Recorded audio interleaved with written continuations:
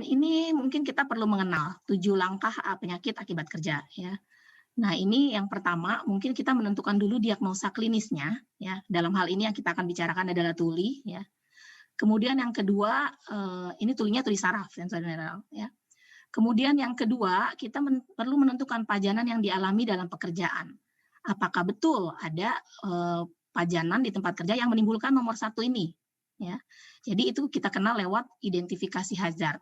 Ya. Jadi kemudian setelah betul ada bisingnya, kalau ini kita ambil contoh tuli, kemudian kita cek ini betul ternyata di tempat kerjanya ada bising. Ya. Kita melanjut ke nomor 3, langkah 3, menentukan adanya hubungan antara pajanan dengan penyakit. Ya, ini biasanya berdasarkan bukti-bukti. Ya, jadi memang secara teori bahwa kebisingan bisa mengakibatkan penurunan pendengaran. Jadi yang ketiga ini biasanya literatur ya dari teori-teori. Nah, setelah nomor 3, kita perlu ke nomor 4. Bising yang seperti apa yang dapat menurunkan pendengaran seseorang. Ya. Jadi kita tentu mesti mengetahui, menentukan apa pajanan yang dialami cukup besar. Ya. Oleh sebab itu kita perlu melakukan pengukuran. Ya, pengukuran bising di tempat kerjanya. Apakah betul yang di tempat yang diterima oleh pekerja ini cukup untuk mengakibatkan penurunan pendengaran pada pekerja. Nah, untuk itu selain kita melakukan pengukuran di tempat kerja, tentu kita mesti tahu nilai ambang batasnya berapa yang boleh. Ya. Karena mungkin bising kita bisa menilai secara kualitatif ya, tapi kita bisa perlu untuk mengklaim penyakit akibat kerja ini perlu dilakukan pengukuran secara kuantitatif.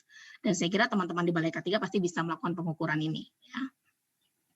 Kemudian kalau memang sudah sampai langkah 4, kebetulan mungkin kita sudah lebih menjurus ya kepada penyakit akibat kerja, bahwa betul tulinya ini disebabkan penyakit akibat kerja. Ya. Nah, kemudian kita pindah ke nomor 5. Apakah ada faktor individu yang berperan? Ya, mungkin dia minum obat-obatan dan lain-lain. Ya.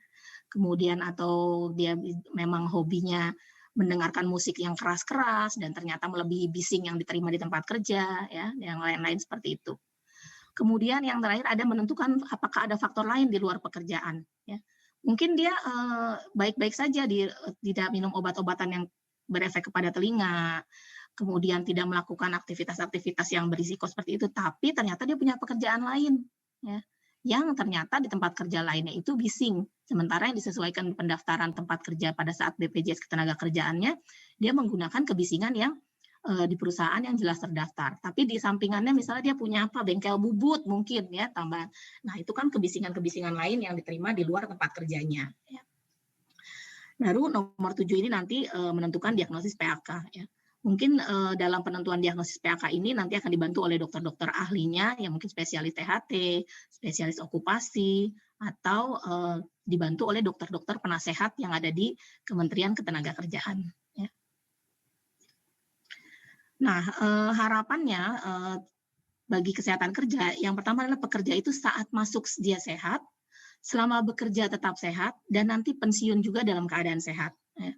Jadi tentu terkait dengan bising ini kita mengharapkan adalah pekerja saat masuk bisa mendengar, selama bekerja bisa mendengar, dan nanti pensiun juga masih bisa mendengar. Ya. Ini contoh saja ya yang tadi 7 langkah akibat diagnosa penyakit akibat kerja ya. Ada di sektor industri, ini pernah ada salah satu kasus di industri farmasi ya. Jadi dia tidak memiliki riwayat trauma dan penyakit sebelumnya tidak ada juga. Kemudian dia terjadi penurunan pendengaran ya pada frekuensi ini. Kemudian diagnosa dari dokter spesialis THT adalah tuli sensori neural atau tuli saraf ya. Kemudian pajanannya diukur ya. Hubungan 1 dan 2 tentu ada, sudah jelas bahwa bising menyebabkan penurunan pendengaran. Ya. Pajanan yang terimanya dia sudah menerima melebihi NAB, kemudian faktor individunya tidak ada, ya. Faktor luar pekerjaan juga tidak ada, kemudian dia bisa kita diagnosa sebagai penyakit akibat kerja. Ya. Dan ini tentunya perlu biasanya yang mendiagnosa penyakit akibat kerja adalah pengawas ketenagakerjaan, ya, di mana di dalamnya dibantu oleh dokter-dokter penasehat. Ya. Kemudian ini noise induced hearing loss untuk klaim kita dulu berdasarkan nomor ada penyakit nomor 22 di Kepres 22 tahun 1993. Tapi untuk Perpres 7 tahun 2019 itu kita ada di nomor 1 ya. Jadi penyakit berdasarkan hazard nomor 1 itu ya. B itu hazard fisika dan nomor 1 adalah kebisingan. Jadi ini yang bisa kita klaim terhadap penyakit akibat kerja akibat kebisingan. Mari ikut pelatihan di Balai K3 Medan.